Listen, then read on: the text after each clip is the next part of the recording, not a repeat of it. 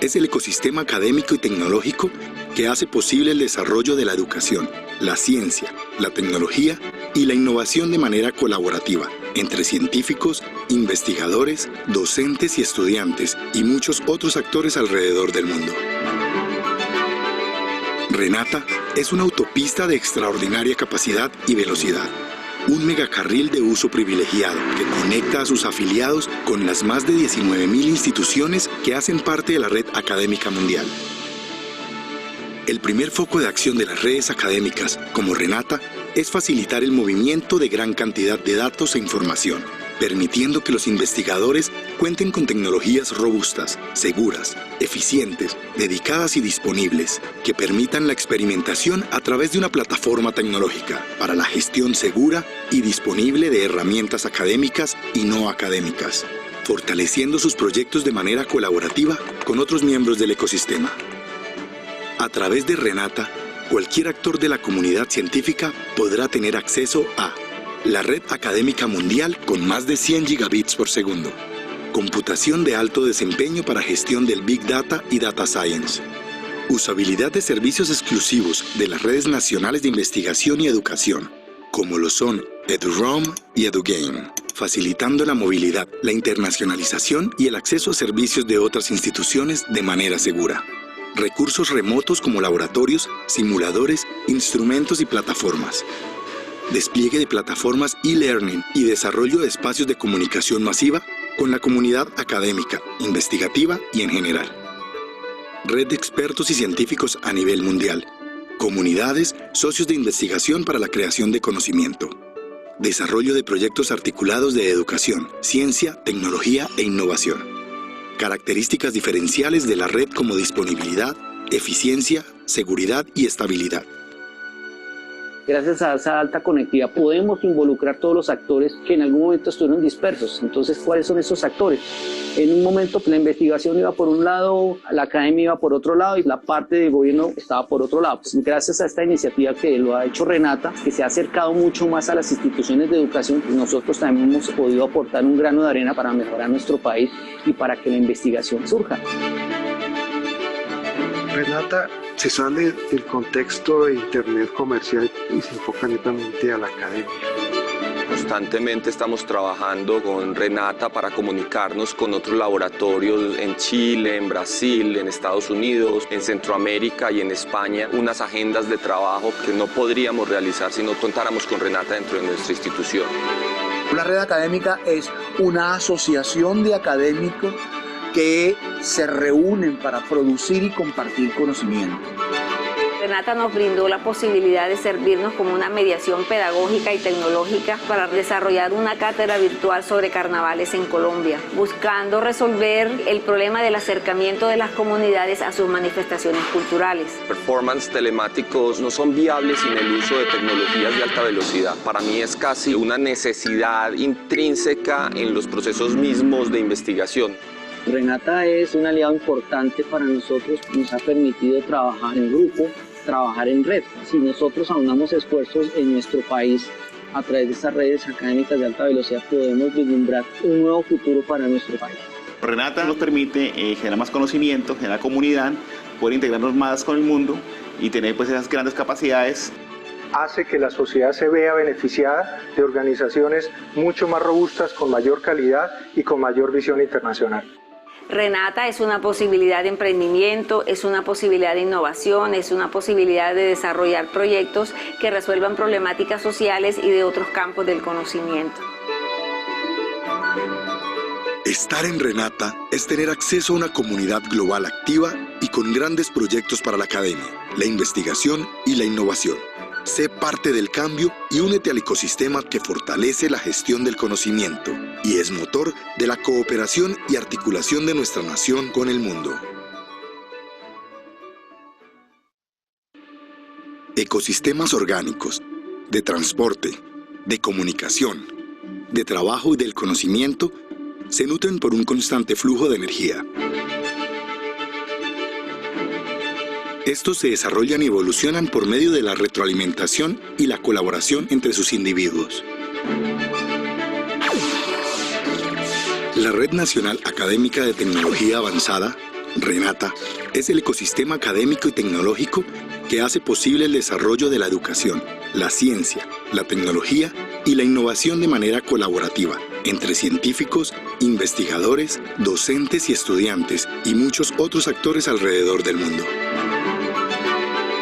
Renata es una autopista de extraordinaria capacidad y velocidad. Un megacarril de uso privilegiado que conecta a sus afiliados con las más de 19.000 instituciones que hacen parte de la red académica mundial. El primer foco de acción de las redes académicas, como Renata, es facilitar el movimiento de gran cantidad de datos e información, permitiendo que los investigadores cuenten con tecnologías robustas, seguras, eficientes, dedicadas y disponibles, que permitan la experimentación a través de una plataforma tecnológica para la gestión segura y disponible de herramientas académicas y no académicas, fortaleciendo sus proyectos de manera colaborativa con otros miembros del ecosistema. A través de Renata, cualquier actor de la comunidad científica podrá tener acceso a la red académica mundial con más de 100 gigabits por segundo, computación de alto desempeño para gestión del Big Data y Data Science, usabilidad de servicios exclusivos de las redes nacionales de investigación y educación, como lo son EduRoam y EduGain, facilitando la movilidad, la internacionalización y el acceso a servicios de otras instituciones de manera segura. Recursos remotos como laboratorios, simuladores, instrumentos y plataformas. Despliegue de plataformas e-learning y desarrollo de espacios de comunicación masiva con la comunidad académica, investigativa y en general. Red de expertos y científicos a nivel mundial. Comunidades, socios de investigación para la creación de conocimiento. Desarrollo de proyectos articulados de educación, ciencia, tecnología e innovación. Características diferenciales de la red como disponibilidad, eficiencia, seguridad y estabilidad. Gracias a esa alta conectividad podemos involucrar todos los actores que en algún momento estuvieron dispersos. Entonces, ¿cuáles son esos actores? En un momento la investigación iba por un lado, la academia iba por otro lado y la parte del gobierno estaba por otro lado. Pues gracias a esta iniciativa que lo ha hecho Renata, que se ha acercado mucho más a las instituciones de educación, pues nosotros también hemos podido aportar un grano de arena para mejorar nuestro país y para que la investigación surja. Renata se sale del contexto de Internet comercial y se enfoca netamente a la academia. Constantemente estamos trabajando con Renata para comunicarnos con otros laboratorios en Chile, en Brasil, en Estados Unidos, en Centroamérica y en España, unas agendas de trabajo que no podríamos realizar si no contáramos con Renata dentro de nuestra institución. La red académica es una asociación de académicos que se reúnen para producir y compartir conocimiento. Renata nos brindó la posibilidad de servirnos como una mediación pedagógica y tecnológica para desarrollar una cátedra virtual sobre carnavales en Colombia, buscando resolver el problema del acercamiento de las comunidades a sus manifestaciones culturales. Performance telemáticos no son viables sin el uso de tecnologías de alta velocidad. Para mí es casi una necesidad intrínseca en los procesos mismos de investigación. Renata es un aliado importante para nosotros, nos ha permitido trabajar en grupo, trabajar en red. Si nosotros aunamos esfuerzos en nuestro país a través de estas redes académicas de alta velocidad, podemos vislumbrar un nuevo futuro para nuestro país. Renata nos permite generar más conocimiento, generar comunidad, poder integrarnos más con el mundo y tener pues esas grandes capacidades. Hace que la sociedad se vea beneficiada de organizaciones mucho más robustas, con mayor calidad y con mayor visión internacional. Renata es una posibilidad de emprendimiento, es una posibilidad de innovación, es una posibilidad de desarrollar proyectos que resuelvan problemáticas sociales y de otros campos del conocimiento. Estar en Renata es tener acceso a una comunidad global activa y con grandes proyectos para la academia, la investigación y la innovación.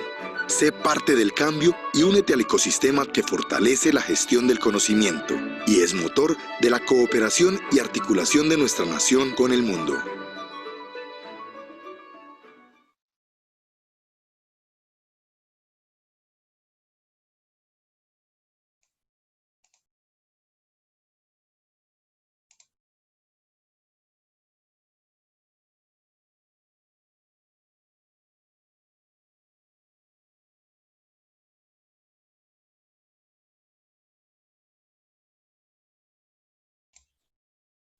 Muy buenos días a todos.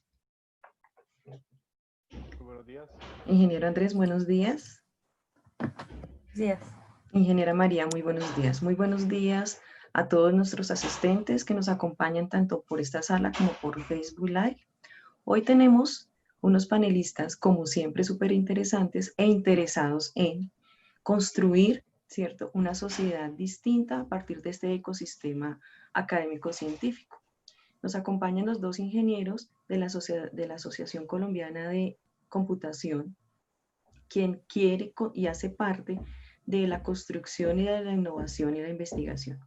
Ellos, en su capítulo Interacción humano-computador, quieren hoy compartirnos unas técnicas, unos aprendizajes que tienen desde los diferentes escenarios. Entonces, el ingeniero Andrés Solano, quien es el coordinador de este capítulo, ¿cierto?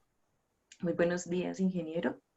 ¿Qué tal? Muy buenos días, Sandra, ¿cómo estás? Y muy bien, muchas gracias. Y la ingeniera María Lilian Villegas, quien va a compartir con nosotros estas técnicas de diseño de interacción usuario final, ¿cierto? Para aprendizaje de las competencias más bien, para el desarrollo y puesta en marcha de las competencias dadas desde la academia en el campo laboral. ¿Es así? Buenos días, Sandra. Sí, muy bien, muchas gracias por la invitación. Muchas gracias a ti por aceptar nuestra invitación. El ingeniero Andrés Solano, me permito presentarlos, es ingeniero de sistemas, magíster en computación y doctor en ciencias de la electrónica de la Universidad del Cauca. Actualmente él es profesor en la Universidad del Occidente de la Facultad de Ingeniería de Sistemas, ¿cierto? Y es miembro del grupo en telemática e informática aplicada de la misma. Él es el coordinador, como lo mencioné, del capítulo Interacción Humano-Computación. Pero cuéntenos, ingeniero Andrés, ¿qué significa este capítulo? Ya, bueno, Sandra, muchas gracias de nuevo también por la invitación. Como tú lo dijiste, yo soy docente de la Universidad Autónoma de Occidente ya desde el año 2015. Y bueno, tú ya has efectivamente mencionado que pertenezco al grupo de investigación en telemática e informática aplicada de dicha institución.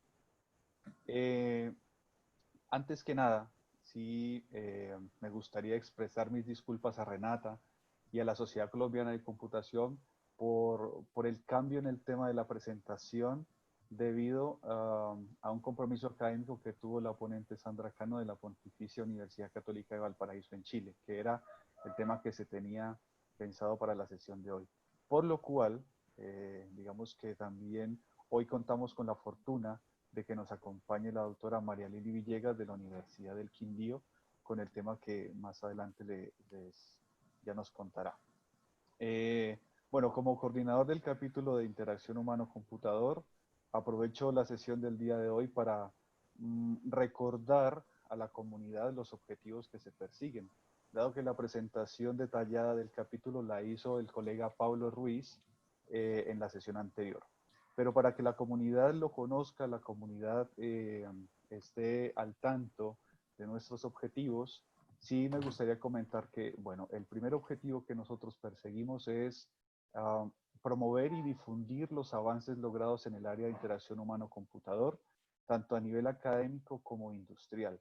Entonces, gracias a este objetivo tenemos hoy la oportunidad de contar con una ponente nacional, pero en oportunidades siguientes también tendremos ponentes internacionales que nos van a compartir los diferentes trabajos realizados en esta disciplina. Y también justo en la próxima sesión, en la próxima semana, tendremos a una persona invitada del sector empresarial. Bueno, un segundo objetivo que perseguimos es convertirnos en un punto de encuentro para múltiples grupos de investigación nacionales e internacionales, así como convertirnos en un centro de relación entre las universidades y empresas con intereses en las áreas relacionadas con interacción humano-computador.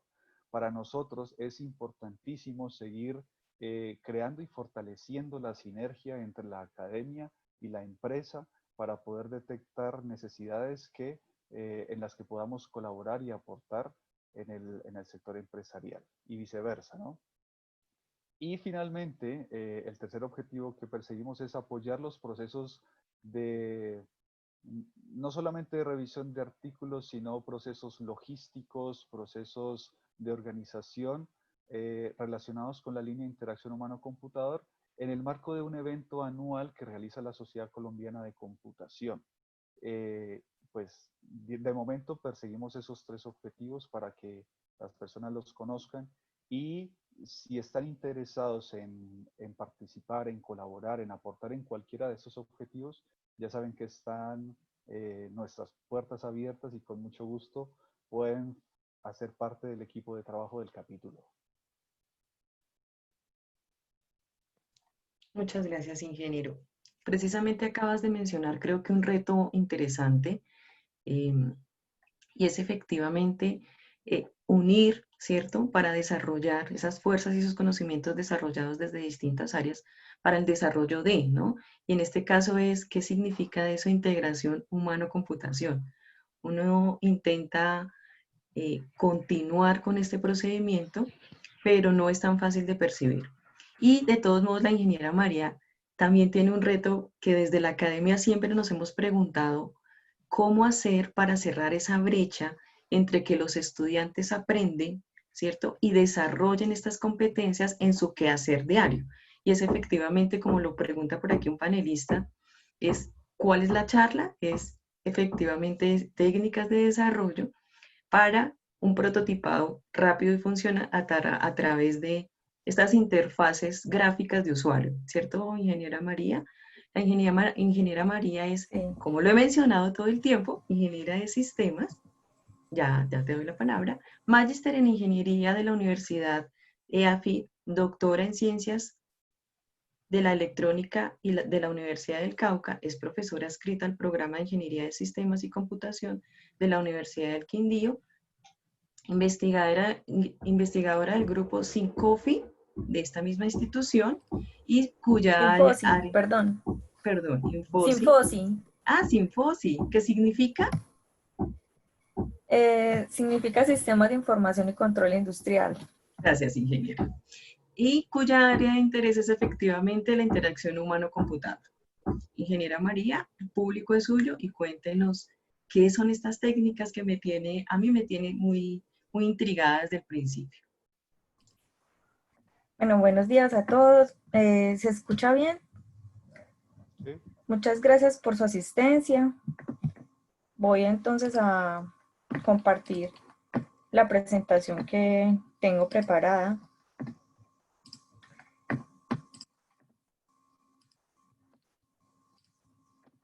El título es Técnicas de diseño de interfaces gráficas de usuario para prototipado rápido funcional.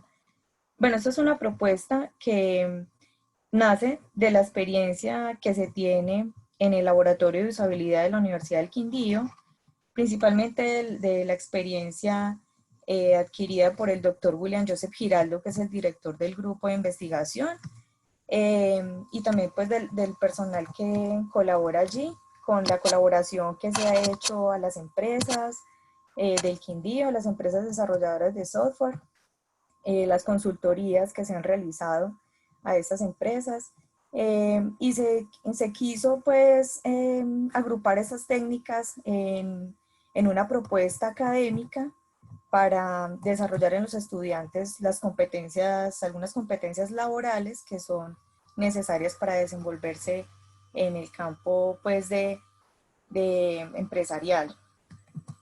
Entonces este es el contenido propuesto. Voy a presentar pues el mapa de ruta, la propuesta como tal, detallada. Por último, las conclusiones. Entonces,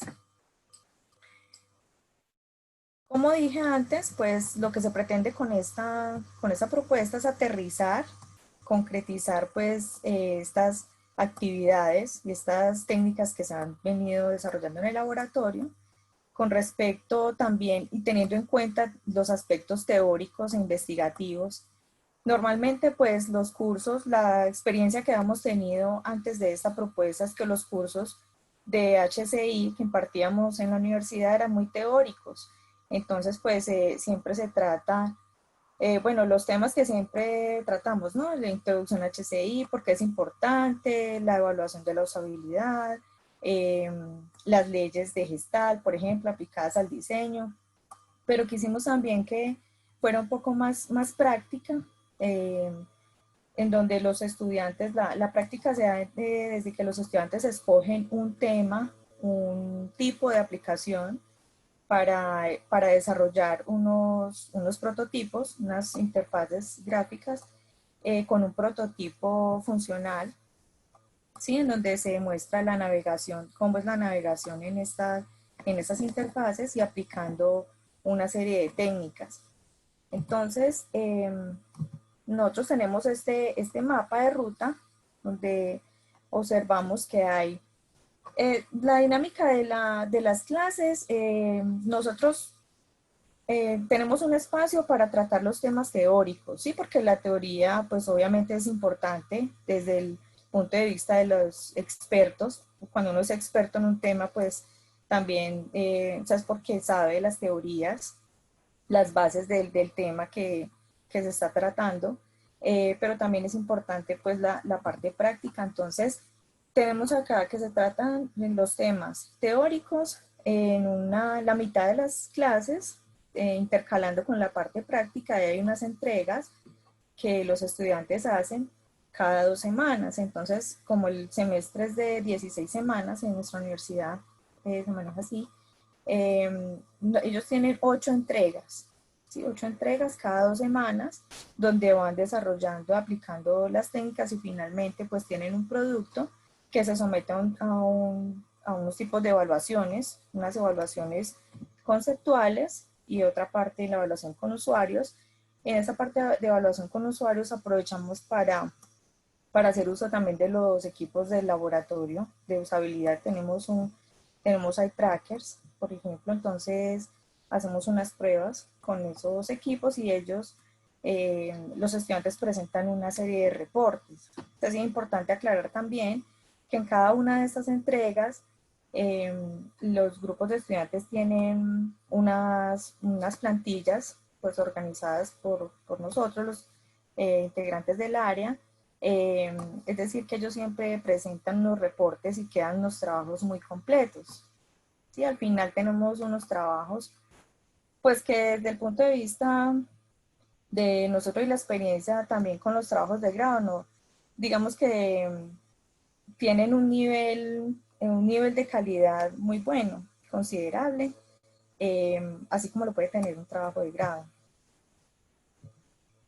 Bueno, entonces, ya iniciando la explicación del roadmap en detalle, inicialmente los estudiantes escogen un tipo de aplicación. Entonces pueden escoger, por ejemplo, aplicaciones de tipo fitness o de compra de cualquier producto, compra de ropa, de electrodomésticos, de teléfonos celulares. Hemos tenido aplicaciones, por ejemplo, que manejan transporte, que manejan restaurantes. Sí, bueno, entonces ellos definen el tipo de aplicación que quieren, inician haciendo un benchmarking. Entonces, normalmente la técnica de benchmarking, pues en la experiencia hemos visto que se utiliza para analizar la competencia, ¿sí? En una empresa, analiza la competencia, cómo están las empresas competidoras, cuáles son las mejores. El benchmarking me sirve normalmente para mirar qué aspectos puedo mejorar en mi empresa, qué es lo que hacen las empresas de la competencia, qué es lo mejor que tienen, qué puedo yo adoptar en mi empresa y adaptar también. En este caso, entonces, nosotros lo que hacemos con el benchmarking es mirar qué aspectos de diseño, qué elementos tienen las aplicaciones del tipo que se escojan. Entonces, se hace una búsqueda detallada, cuáles son las aplicaciones que más se descargan, por ejemplo, qué apariencia tienen, cuáles son los conceptos importantes, y se va haciendo pues la recolección de información y la organización de esa información en esos conceptos, y luego pues se presenta en un reporte. ¿Qué me ayuda también con la importancia del benchmarking? De mirar, si yo no tengo elementos, o sea, para iniciar un diseño de una aplicación, pues un benchmarking me ayuda a saber cómo es esa, a qué se parece lo que voy a hacer, lo que voy a implementar, qué elementos tiene. Por ejemplo, cuando nosotros entramos a un restaurante, pues ¿qué esperamos encontrar? Esperamos encontrar una serie de elementos que tienen todos los restaurantes normalmente. Esperamos encontrar las mesas, las sillas, una zona para la cocina, una zona donde están los baños, ¿sí? Si yo entro a un restaurante y me encuentro con, digamos, por ejemplo, una cantidad, unos columpios, entonces pues sería como demasiada creatividad para mi gusto, ¿sí? Entonces lo que se pretende con el benchmarking es acercarme a qué se parece, qué elementos tiene lo que quiero construir. Entonces a partir de este benchmarking, pues el benchmarking, lo que se pretende, como vemos acá en la parte izquierda, lo que se pretende es siempre ir nutriendo el benchmarking. Entonces empezamos en una primera etapa buscando de 0 a 1 a 15 aplicaciones, luego unas 30, llegaron hasta unas 30, entre 30 y 60 aplicaciones que se parezcan a lo que yo quiero construir. Y a partir de allí, pues como vemos en la parte derecha, pues construir o que me ayuden esos conceptos a construir una taxonomía, una estructura taxonómica que soporte los conceptos que tiene esa aplicación. Entonces los conceptos, del listado de conceptos que vemos aquí, pues casi todas las aplicaciones tienen un home, un registro, un login. Esta en particular era para una aplicación fitness, entonces tenía, por ejemplo, creación de rutinas, registro de entrenos, control cardíaco, control de sueño, ¿sí? Entonces, luego de que los estudiantes hacen esta exploración y tienen una cantidad considerable de conceptos, bueno, también en esta parte ellos marcan lo que más les gusta y lo que no les gusta de cierta aplicación. Entonces, ¿qué me ayuda a tener este control de lo que me gusta y no me gusta? Pues que luego lo puedo aplicar en un patrón de diseño, elementos que pueda yo adaptar a mi propia aplicación, de la forma de interacción, de la presentación, que tengan esas aplicaciones que he explorado. Bueno, a partir de este benchmarking, de la información que tengo del benchmarking, pues se continúa definiendo una arquitectura de información. Entonces, normalmente lo hacemos con la técnica de card sorting, pues que es una técnica muy utilizada para definir arquitecturas de información. Entonces hacemos a partir de los conceptos de la estructura taxonómica obtenida, una lluvia de ideas donde pues agrupamos los conceptos, que es lo que se hace pues en los card sorting. Aquí vemos que, por ejemplo, para este proyecto, esto era para una inmobiliaria, tenemos 3 conceptos principales: el proyecto como tal, la búsqueda y lo que tiene que ver con el contacto con la empresa. Específicamente para la clase, para el espacio académico, escogemos solamente tres niveles, una arquitectura de 3x3, porque pues en un semestre los estudiantes no van a alcanzar a hacer una aplicación completa. Entonces por eso también es que se aborda el prototipado rápido funcional, que nos defina solamente pues 3 aspectos, y que sean los principales. Se trata de que sean los principales que se usan en esas aplicaciones. Entonces acá se hace también un análisis del negocio como tal, qué es lo principal de ese negocio, o sea, a qué principalmente ingresan los usuarios o por qué los usuarios bajan cierta aplicación, cuál es lo principal que se quiere hacer en ese negocio. Entonces, por ejemplo, para una inmobiliaria, pues las ventas, por ejemplo, ventas de bienes raíces, ¿sí?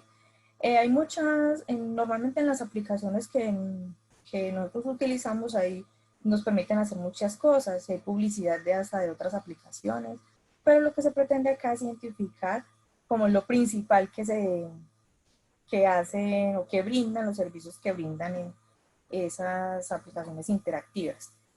Entonces, a partir del card sorting, pues se obtiene los estudiantes definen una arquitectura de información propuesta. Eso, por ejemplo, fue para un restaurante. Entonces, ellos tienen, pues, el inicio, conócenos, los menús, otros servicios que ofrecen y un contacto, ¿sí? Entonces, bueno, la arquitectura de la información, nosotros estamos pues muy familiarizados con esa parte. Luego de definir la arquitectura de la información, entonces nos centramos en los patrones de interacción. Estos patrones con la información que tenemos de lo principal del negocio, de esas aplicaciones, entonces nos centramos en definir cómo es, entonces ahora sí, cómo es esa interacción, qué el usuario tiene que hacer para poder obtener ese servicio. Entonces nos basamos en esta triada, que es la presentación, los datos y la interacción. ¿Sí? Cuando nos enfrentamos a distintos tipos de aplicaciones, pues cada una tiene una presentación, puede ser diferente, algunas pueden tener presentaciones similares, pero también tienen unos datos que soportan esa presentación. Sí, podemos tener digamos, las clases que soportan las clases, los objetos, o las bases de datos que soportan pues la persistencia, ¿sí? Pero tenemos la parte de la presentación que es lo que quiero yo mostrar en las interfaces. ¿Qué datos quiero mostrar? Que no necesariamente pueden ser los datos que tenga almacenado en mi base de datos. Y a partir de esa presentación, esos datos, pues ya defino cómo quiero interactuar con esa presentación. Entonces digamos que si fuéramos a capturar un modelo mental de un usuario, entonces, por ejemplo, para definir una dirección postal o para un sistema interactivo que necesita una dirección, entonces hace una descripción de una dirección postal, por ejemplo, tiene una dirección, la ciudad, un departamento, un país. Entonces aquí pues se pueden identificar unos datos, ¿cierto? Los datos de una dirección, ciudad, departamento, país, donde tendríamos que hacer un modelo de datos que muestre cómo están conectados esos datos y qué información adicional tienen, qué atributos tienen. Ya la presentación sería cómo se muestra ese formulario, qué información se mostraría en el formulario como tal. Eso sería, por ejemplo, acá vemos un contenedor que define la dirección como una ubicación que contiene esos datos, contiene una dirección o agrupa la ciudad, el departamento, el país. En un formulario que tiene por nombre dirección postal, por ejemplo. Entonces, una vez tenemos los datos, la presentación, pues tendríamos que definir cuál es la interacción, cómo le gustaría interactuar al usuario con ese formulario. Entonces podría decir, pues con las primeras letras de la ciudad que permita autocompletar, o de acuerdo a la ciudad, pues se autocompleten los demás datos. Entonces lo que hacemos en este catálogo de patrones, en los patrones de interacción, es que los estudiantes definen para los 3 procesos principales, pues deben definir la presentación, o consultarla más bien del benchmarking, consultar la presentación, definir los datos que la soportan, y cómo es la interacción. Entonces, ¿cómo hacen esto? Para la presentación, utilizando el benchmarking, como ya lo mencioné, esto es para un ejemplo de páginas como Despegar, por ejemplo, que permiten reservar un viaje, hacer la compra de un viaje. Entonces tenemos que en la presentación escogemos 3 formas de presentación que se muestren de manera diferente. Entonces vemos acá que tenemos una de Despegar, una que es British Airways y otra que es Expedia. Entonces identificamos, como vemos acá, la apariencia es distinta. Acá en Despegar se piden unos datos para hacer una compra.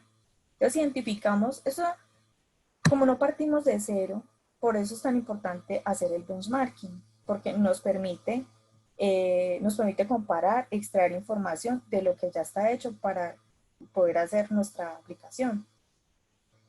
Tenemos entonces acá en Despegar para hacer un viaje pide una información. Acá en British Airways hay un poco más de detalle. Se observa que hay un poco más de detalle allí.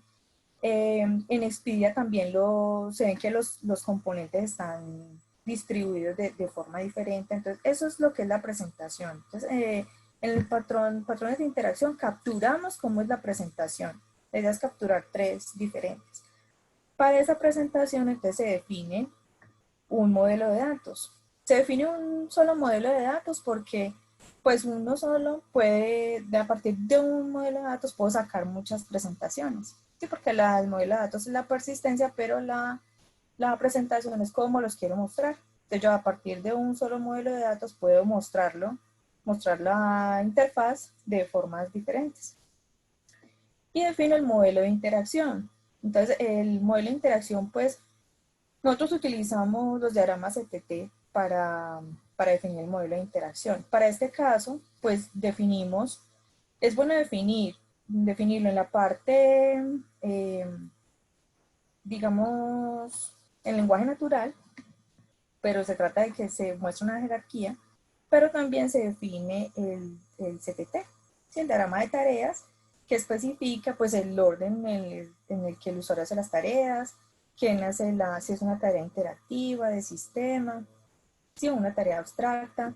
Entonces acá en el modelo de interacción, por ejemplo, para hacer un viaje, pues ¿qué definimos cuando vamos a hacer un viaje? Vamos a indicar, pues yo indico el origen, el destino, indico las fechas, los pasajeros, enviamos la información del viaje, ya el sistema pues hace unas tareas también, verifica la información del viaje y se recibe una notificación. Pero cada una de esas tareas tiene unas subtareas, que es lo que se muestra también en el diagrama de tareas.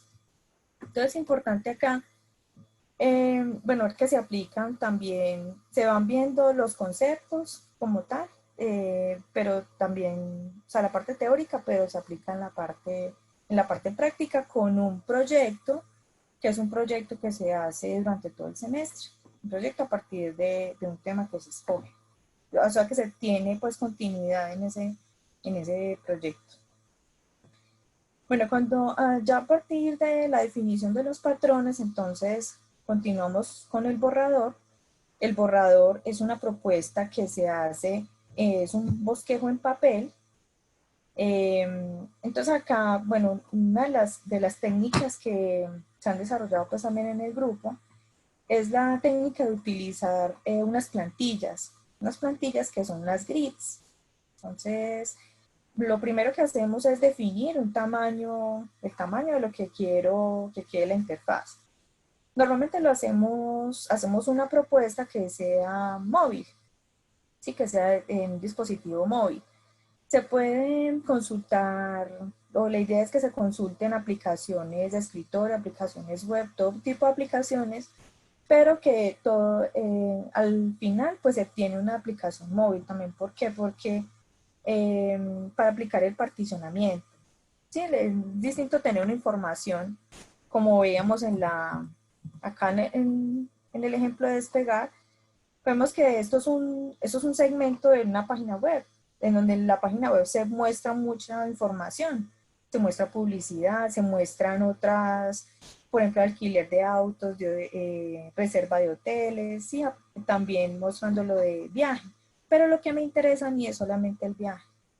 Entonces, se hace también a propósito esta medida que siempre sea la de un móvil para aplicar el tema del particionamiento, porque en el diseño es muy distinto si se sabe diseñar, si se tiene un buen diseñador, pues un diseñador que no solamente va a aplicar un responsive, ¿sí? Sino que va a aplicar un conjunto de técnicas de diseño y de particionamiento para poder ajustar la información en la pantalla, de acuerdo al tamaño de la pantalla, la lógica de la actividad, cuántas pantallas necesito, por ejemplo, para hacer un registro, para hacer una compra, que no simplemente sea hacer un responsive, hacerle scroll y ya, Entonces, ese es como también el objetivo de que siempre sea una aplicación móvil.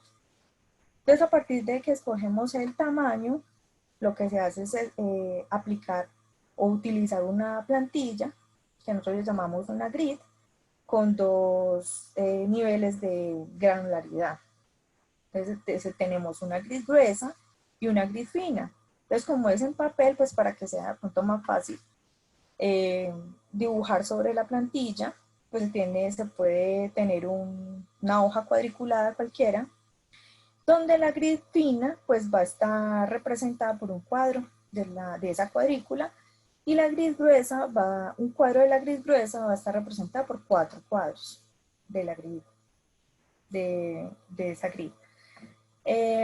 Se hace esta partición, digámoslo así, este template, con el tamaño del dispositivo móvil, pues se pretende que se utilicen las proporciones áureas, porque las proporciones áureas pues es un concepto que se ha utilizado por miles de años en el diseño, ¿sí? Lo hemos visto con el número mágico, bueno. Entonces, una dimensión que se trata de utilizar con números áureos, de las proporciones áureas, es 8, que se utilicen 8 cuadritos, digámoslo a nivel horizontal, por 13 vertical. Entonces, el 8 y el 13 son números que pertenecen a esta secuencia de números áureos, y siempre en el diseño, en cada nivel de esa grid, pues a nivel que se vaya bajando en la granularidad, pues ahorita lo vemos también con el layout, se trata de que siempre sean o se distribuyan los elementos teniendo en cuenta esos números áureos. Entonces siempre se hacen los cuadros de 3 por 1, de 1 por 1, de 5 por 3, ¿sí? De 8 por 5, que tengan en cuenta esos números. Es que esto de las proporciones áureas pues no es casualidad que por ejemplo, en los tamaños de la tamaño carta, por ejemplo, tienen en cuenta los números áureos. Las tarjetas de presentación, en muchas, el tamaño de un pliego de cartulina, de medio pliego, son cosas que tienen que ver con el factor humano, y que no es casualidad que estén definidas estas medidas. Sí, es porque por la percepción que se tiene del mismo diseño. ¿Sí? El hecho de que esté o aplicando esas proporciones áureas, pues nos va, digamos que en cuanto al factor humano, vamos a percibir mejor esa información, vamos a comprenderla mejor. Entonces lo que hacemos, bueno, también se aplican en esta parte de borrador, pues aplicamos los conceptos de grid, aplicamos el layout, que el layout, pues como se ve en este ejemplo, nosotros le hacemos que lo marquen explícitamente, es cómo se distribuye la pantalla, así como el layout pues en una página web, lo que se ve en la arquitectura de información, cómo está particionada esa pantalla, de acuerdo a cómo están agrupados los tipos de elementos. Entonces, por ejemplo, acá tenemos un layout que es de 3, donde el principio es el encabezado, la parte superior es el encabezado, en el medio pues está el formulario como tal, y en la parte de abajo está la sección de los botones de navegación. ¿Sí? Bueno, también, ¿qué es lo que tratamos de que se aplique aquí?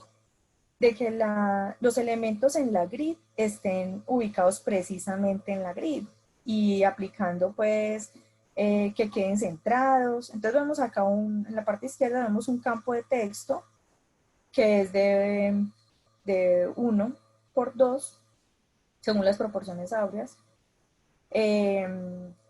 Y vemos que todos los elementos casan perfectamente con la grid. Lo mismo en la parte derecha. Se trata de que los botones, de que los campos de texto, los labels queden a una distancia pues a una buena distancia de los elementos que los acompañan y se mira muy bien la distribución, se mira acá también el tamaño de los textos. Se pretende que el tamaño de los textos pues sea como normalmente escribimos, ¿no? Si tuviéramos estos formularios que fueran en papel, pues tendríamos que tener campos donde sí quepa un nombre de usuario, sí quepa un apellido, un correo electrónico. Sí, nosotros muchas veces nos enfrentamos a formularios en papel donde nos pasan unas tablas que nos ponen el campo de la cédula igual de ancho que el correo electrónico. Entonces son diseños que no están acordes a ese, digamos, a ese factor humano. Entonces uno se ve a gatas ahí escribiendo el correo que no le cabe en ese tipo de formatos.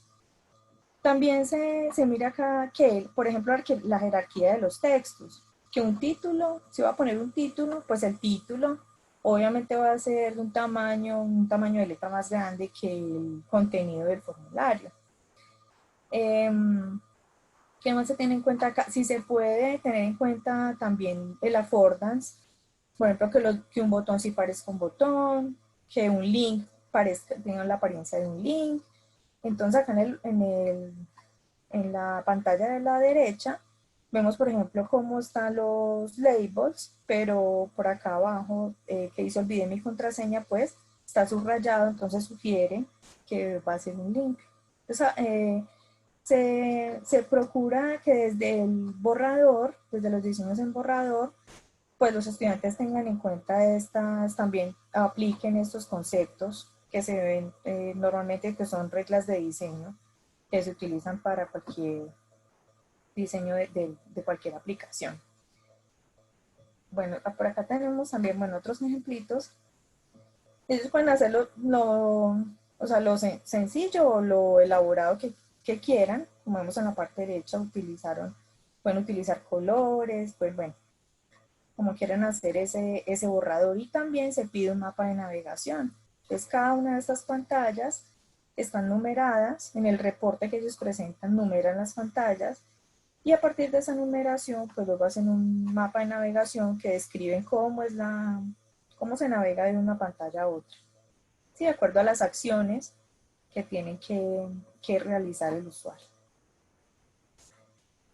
Bueno, ya a partir del borrador, entonces acá en el prototipo del producto, lo que hacemos es utilizar una técnica, que es la técnica del calcado. Entonces, a partir de ese borrador, utilizamos una herramienta, en este caso nos gusta mucho utilizar el Paint.net, porque es una herramienta que pues, permite manejar capas, permite hacer pues, muchas cosas. Y nos soporta esta técnica del calcado. Entonces, a partir de las capas, lo que hacen los estudiantes es que pues, toman a partir de las fotos que tienen de su borrador, empiezan a dibujar su interfaz pues, encima con una capa, encima de la original. Y también a partir de acá, pues, vemos que el Paint pues, soporta poner también las grids en distintos niveles de granularidad. Entonces puedo poner una grid gruesa, una grid fina, una grid más fina. Lo bueno de utilizar estas grids es que también entre más fino sea la grid y yo me apegue a la grid, o sea, use la plantilla, pues más precisa va a ser la ubicación de los componentes de diseño y los elementos interactivos que tengo en mi pantalla. Entonces acá ya utilizamos ya los textos, los tamaños como son, de acuerdo a pues puede diferir un poco el calcado, porque la apariencia va a ser un poco distinta desde el lápiz, en muchos casos varía. Hay en otros casos que sí casa perfecto, pues eso depende también mucho de la experiencia de quien haga el borrador, ¿sí? Entonces también lo bueno de esta herramienta del Paint es que yo puedo utilizar las grids, puedo hacer el calcado con las capas, pero al final pues suprimo las capas o las quito, no las pongo visibles, y pues ya tengo el diseño de mi aplicación. Vemos en la parte derecha. Puedo agregarle allí los fondos que quiera, las imágenes, iconos que yo descargue precisamente de las aplicaciones que tengo en el benchmarking, de la información que tengo en el benchmarking. Puedo ya utilizarlo aquí para armar mis pantallas. Luego ya de que se tiene pues este calcado, entonces se utiliza una herramienta como el Marvel Lab o Proto.io, Justinmind, que me permita, a partir de esas imágenes, como vemos en la parte derecha, a partir de esas imágenes, ya implementarles la navegación. Entonces ya tengo un prototipo con el que puedo hacer pruebas, pruebas con usuarios, evaluaciones conceptuales, ya mostrándome la navegación, tener un prototipo que funciona. Pues obviamente no va a tener, lo que no tiene es la persistencia, ¿sí? Porque lo que queremos es pues hacer un diseño que sea de la parte gráfica, o sea, las interfaces de usuario, pero pues no tiene persistencia. Con esta técnica, este ejemplo lo muestro porque con esta técnica del calcado, las técnicas de las grids, no solo nos ha ayudado o nos ha soportado el diseño de aplicaciones nuevas, sino también evaluar aplicaciones. Lo muestro porque para este ejemplo, esta es una aplicación de avistamiento de aves. Utilizamos la técnica de las grids y los niveles de granularidad en las grids y en los layouts para, a partir de un diseño, el original que se ve a la izquierda, pues se evaluó y se hizo un rediseño donde se obtiene una interfaz, como se puede observar allí, una interfaz más con mejores proporciones. Es decir, los elementos en la parte derecha ya no se ven, digamos, tan estrechos, tan abultagados, tienen una mejor distribución entre los textos y lo que se ve que son los botones. ¿Sí? Entonces se logra tener un buen rediseño y una mejor distribución de los componentes, que va a ser más agradable pues a como lo perciben los usuarios. Bueno, ya a partir del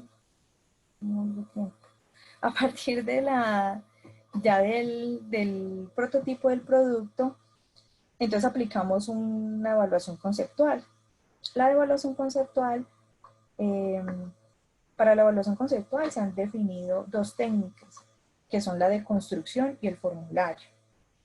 Entonces la de construcción, en esta parte, en el espacio académico, lo que hacemos es que los mismos estudiantes se rotan sus trabajos. ¿Sí? Entonces un grupo sirve de evaluador, aplica las evaluaciones conceptuales de sus compañeros. Entonces la técnica de construcción se aplica para identificar patrones de diseño, elementos de diseño que son similares y que son semánticamente iguales. Lo que se pretende, digamos, atacar o aplicar aquí, identificar, es la consistencia en las interfaces. Es decir, la consistencia, o sea, que los botones sean del mismo, o sea, que estén diseñados de forma similar, que tengan más o menos los mismos colores, los mismos tamaños de letra, los mismos tamaños en sí de los botones. Entonces es analizar la consistencia cómo está la consistencia de esa interfaz, aumentar la consistencia en el diseño, ¿sí? Y estandarizar esos estímulos. Y si se identifican y se logran rediseñar esos elementos, pues tenemos que se elimina, se puede llegar hasta eliminar el 70 o 80% de los defectos que se asocian a esos diseños. Entonces la dinámica de cómo funciona esta técnica, y se identifica la pantalla que se quiere deconstruir, en este caso pues vemos que es la web de la revista Motor, y se utiliza el Paint, también utilizamos el Paint.net para capturar esa pantalla. Se captura esa pantalla y se empiezan a identificar los estímulos, es decir, los estímulos pueden ser contenedores, botones, cajas de texto, publicidad, textos, labels, pues. Y se identifican los estímulos y se categorizan y se agrupan. Entonces, en la agrupación, entonces la agrupación sirve para identificar esa misma consistencia. ¿Sí? Entonces, esta es digamos que lo importante de la técnica de deconstrucción.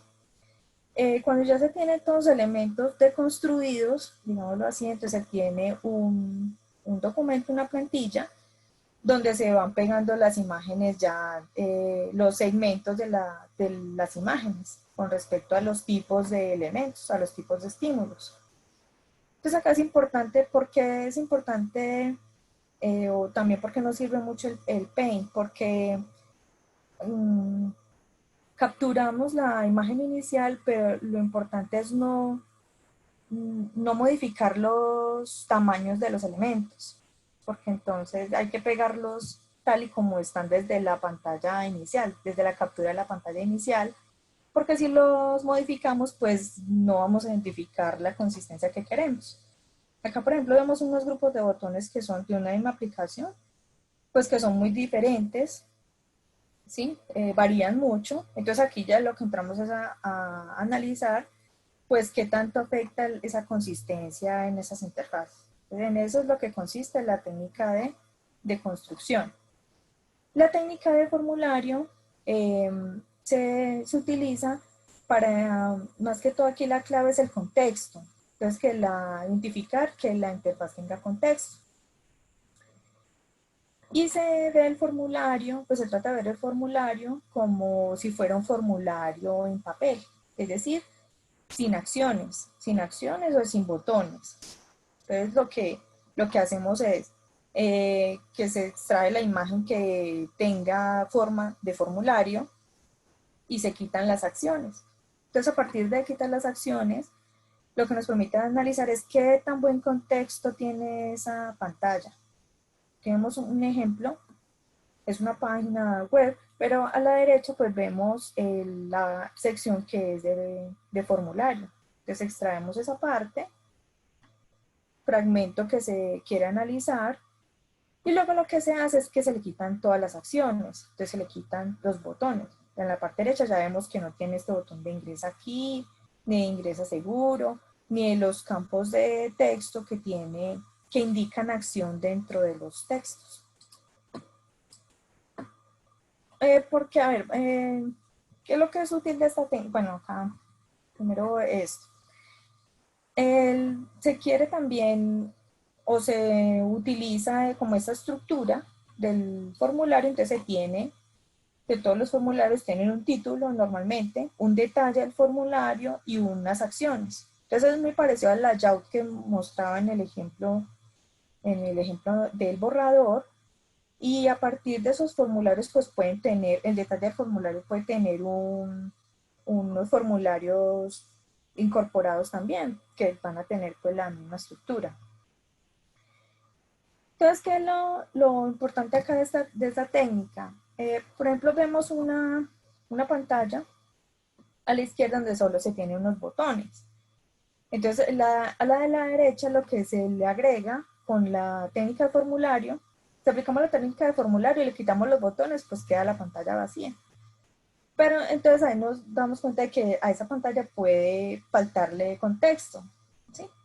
Puede faltarle contexto que le indique al usuario qué es lo que debe hacer allí, para qué es esa pantalla. De pronto como es de iniciar sesión, pues es muy sencilla, ¿sí? O podríamos decir, no, pues es que cualquiera puede ver que ahí se puede iniciar sesión, pero la idea es también mostrar lo sencillo para ver la potencia de esta técnica aplicada en otros contextos que sean más complejos.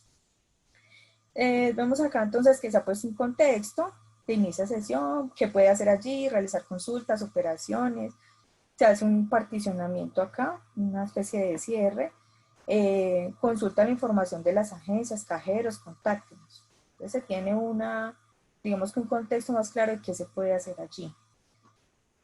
A partir de esta técnica se puede pues también ver cómo cambia esta interfaz,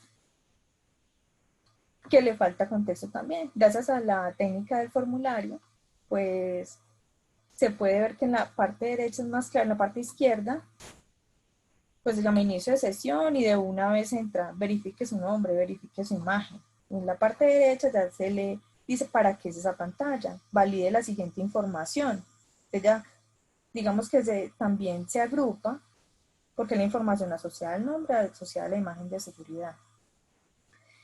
Vemos también esta técnica del formulario también es útil porque lo que se pretende es que los nombres de los formularios, muchas veces los títulos de los formularios, si se han fijado alguna vez, de pronto dice iniciar sesión, el nombre del formulario, ¿sí? En lugar de poner inicio de sesión en el nombre, o regístrese en vez de registro.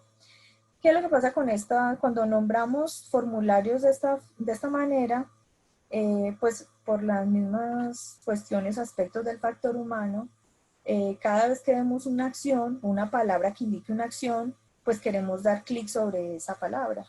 Sí, estamos ya muy condicionados a eso. Entonces si dice ingresar, entonces puede ser que nos enfrentemos a un falso affordance. Entonces por eso es que los títulos de los formularios pues deben ser como títulos de un formulario, como si fuera un formulario en papel. Y ya las acciones dejárselas a los elementos interactivos, a los botones. Por eso se cambió acá, esa es la razón por la que se cambió acá, ingrese su clave principal, porque indicaba una acción, entonces con la técnica del formulario pues se quitó y ya quedó digamos sin label ese campo de texto. Por eso se cambió a clave principal, al label de clave principal en la parte derecha. Bueno, entonces ya con la aplicación de las evaluaciones conceptuales, pues de una vez se puede tener un rediseño con las incidencias encontradas. Y los estudiantes hacen una propuesta de rediseño para sus compañeros y se implementa. Y finalmente pues se aplica una evaluación con usuarios que es donde se utilizan los eye trackers, el eye tracker que tenemos en el laboratorio de usabilidad. Entonces, a partir del análisis que se hace con ese eye tracker, los estudiantes observan los videos, también en la sesión con los usuarios, pues ellos están observando y anotando incidencias para el informe, y en los videos pues lo que se hace es capturar los momentos en las pantallas donde ellos creen que se tuvo una incidencia. Entonces en este ejemplito pues vemos los círculos rojos, son lo que se capturó, el usuario está fijando la mirada más en esa imagen que está allí. Y los estudiantes pues anotan la incidencia, pues a ver qué es. Para este caso el usuario tenía que identificar cuántos productos había en este restaurante, en esta tienda. Entonces ellos ponen que el usuario no logró identificar, no logró hacer la tarea. Entonces se observa que el usuario no cumple con la tarea de ingresar a la tienda y contar los productos, y pues a partir de esta incidencia y la observación ponen una recomendación. Entonces ellos recomiendan que ponga una etiqueta que muestre la cantidad de productos, un botón que lleve pues a encontrar, a poder hacer esa tarea. Entonces allí ya termina pues el detalle del roadmap que utilizamos en la electiva que se imparte en la universidad. Finalmente pues los estudiantes obtienen un prototipo navegable,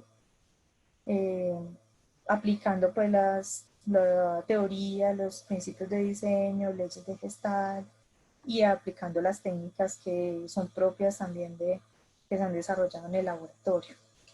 Entonces, como conclusiones, pues tenemos que nos parece muy importante abordar esta parte de formación para el trabajo, que son tratar de desarrollar esas competencias laborales para enfocarnos en el aprender a hacer con entrenamiento y asistencia, más que tan importante como enfocarnos en el saber. ¿Sí? La mayoría de las técnicas pues han surgido, como he dicho, a partir de analizar los problemas que se dan mucho a nivel laboral, porque si las personas, los desarrolladores, los que necesitan desarrollar una aplicación, un sistema interactivo, no conocen o no identifican a qué se parece el producto que va a desarrollar, es más complicado hacer el diseño y la implementación. Y pues digamos que como una reflexión, dejamos eso de que la adición de simplemente asignaturas que aborden el tema HCI, de evaluación, de usabilidad en el currículo por sí sola, pues no genera un impacto alto si no se articula con otras actividades, ¿cierto? Que integren la academia, el Estado y la empresa. Pues hasta aquí mi presentación. Muchas gracias por su atención. Aquí están los correos del contacto, si tienen alguna pregunta. Ingeniera María, no se me despida todavía porque tenemos 2 preguntas efectivamente. Giovanni nos pregunta si a nivel de reconstrucción la herramienta ofrece algún sistema de recomendación basado en experiencias y buenas prácticas. La herramienta, porque nosotros no utilizamos una herramienta. A nivel de reconstrucción, si se ofrece alguna herramienta. La herramienta ofrece algún sistema de recomendación basado en la experiencia y buenas prácticas. No, hasta ahora no tenemos una herramienta que recolecte, es una muy buena idea, que recolecte todas estas, digamos, incidencias que salen, porque a partir de allí salen patrones, ¿cierto? Pueden salir patrones de otros patrones de diseño de la interacción, ¿sí? Porque un patrón es qué problema resuelve, cómo se resuelve, qué elementos abordan esa solución. Entonces, pues muy buena la pregunta y digamos, la posibilidad, la propone, oportunidad. ¿cierto? Bien. Propone, Yo tengo gracias. una pregunta a ti, una pregunta desde mi quehacer docente y ya sigo con las preguntas de los asistentes. Y existe como un análisis comparativo entre la forma tradicional de desarrollo de una aplicación versus estas técnicas que tú estás proponiendo. En el laboratorio como tal sí se tiene mucha experiencia y sí se ha demostrado que las técnicas son muy potentes, muy útiles. Ya sería como, pues en otro espacio presentar digamos otros casos concretos, porque el laboratorio sí le ha hecho trabajos a empresas importantes en el país.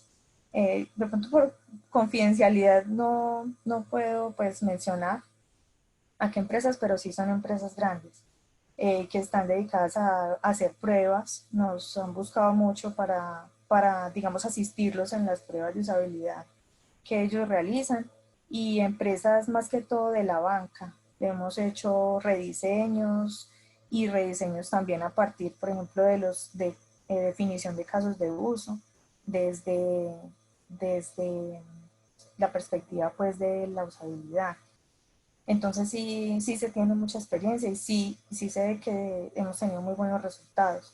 Adicionalmente, desde el quehacer digamos desde la experiencia docente, tenemos la experiencia en particular en la universidad que este tema del HCI, nosotros hemos tratado desde hace más de 10 años, estamos impulsando esta área, y al principio cuando ofrecíamos esta electiva, como es una electiva, es decir, los estudiantes la escogen, entonces en los primeros intentos de impartirla, se daba un semestre y ya el otro semestre ya no salía, y así, y se daba un año sin salir. Nosotros hemos impartido de esta forma con este roadmap desde hace 3 años, y no para, o sea, la electiva siempre ha salido. O sea, entonces siempre es una experiencia muy buena porque se ha mantenido el interés en el tema. Okay. También es importante, me parece importante resaltar que ya se están haciendo unos cambios, ya se tienen otras propuestas de cambios para el roadmap, que apenas se van a empezar a implementar. Entonces, vamos a hacerle cambios, vamos a implementar esos cambios también para mejorar. O sea, se tiene evidencias de parte de la empresa del interés en cuanto al desarrollo de esta dinámica y en los estudiantes, que digamos que se puede generar como el nivel de entusiasmo que se tiene de esta técnica. Ingeniera, gracias. Voy a leerte otras preguntitas que tenemos de los panelistas. Por aquí César Collazos nos pregunta, primero que todo te agradece, y pregunta, ¿por qué no hacer evaluación de usuarios en las primeras etapas? Bueno, ¿por qué? Porque la evaluación de usuarios nos parece que es, digamos, consume, digamos, un poco más de recursos. Digamos, en principio, conseguir usuarios o reclutar usuarios, como se dice, es difícil, ¿sí? El uso de los equipos en el laboratorio, el uso de, digamos, el soporte del personal es costoso, de los expertos que deben acompañar a los usuarios y de los que saben manejar el software necesario para hacer las pruebas. Entonces, digamos que teniendo recursos como ya los mismos evaluadores y las mismas técnicas que se pueden utilizar desde el principio y también puede ser desde los formularios en papel, nos ayuda a tener una evidencia de qué se puede ir haciendo, de qué cambios se pueden ir haciendo en el rediseño antes de aplicar una evaluación ya con usuarios que requiere un poco más de recursos y de esfuerzo. Gracias, ingeniera. Y tenemos una última pregunta de panelistas y es, en términos de retorno de inversión, ¿el modelo propuesto qué tan costoso sale en las diferentes etapas? Pues, a ver, como eso es una propuesta académica, entonces, pues, a simple vista, pues uno parece que tuviera muchos pasos, ¿cierto? Entonces, una empresa dice, no, pues mientras yo aplico todo eso, pues sale muy costoso o tengo que invertir mucho tiempo. Entonces, las técnicas se pueden aplicar, es importante aclarar que las técnicas se pueden aplicar por separado, es decir, una empresa puede aplicar solamente la técnica del formulario y con la técnica del formulario puede identificar muchos elementos que puede cambiarlos en un rediseño y pues que es una forma rápida de identificar cosas. También podría aplicar, por ejemplo, solo con aplicar una grid, solo con capturar una pantalla, ponerla en el Paint y aplicarle una grid, ya se da cuenta si los elementos están alineados, si tienen buena proporción. Entonces no es, vuelvo a repetir, como es una propuesta académica, pues no hemos hecho, digamos que o evaluaciones del retorno de la inversión aplicando todo, pero para cualquier empresa que quiera hacer una evaluación rápida, las técnicas se pueden aplicar por separado. Listo, ingeniera, sí, me parece un método súper ágil para el desarrollo y para la revisión. Por aquí Alejandra nos pregunta, cuando quiero proponer un sitio o una app novedosa en la que no tengo de dónde comparar, ¿qué técnica se propone? Cuando es algo definitivamente muy innovador. No, pues bueno, eso sería muy difícil, ¿no? Pero en principio sería difícil. Que no exista, de pronto no tiene que existir igual, pero sí parecido. Sí puede ser parecido. De pronto, por ejemplo, nosotros estamos, ¿no? Sí, que tenga similar. Por ejemplo, un login. Un login lo tiene todas las aplicaciones, ¿sí? Entonces, sería como buscar nosotros decimos, si después de aplicar el benchmarking, todo eso, ustedes no saben cómo hacer un login, o sea, apague y vámonos, ¿cierto? Por ejemplo, nosotros estamos proponiendo es un proyecto de grado que aborda la parte del observatorio. Nosotros en el laboratorio de usabilidad queremos implementar un observatorio de usabilidad. Entonces nosotros no tenemos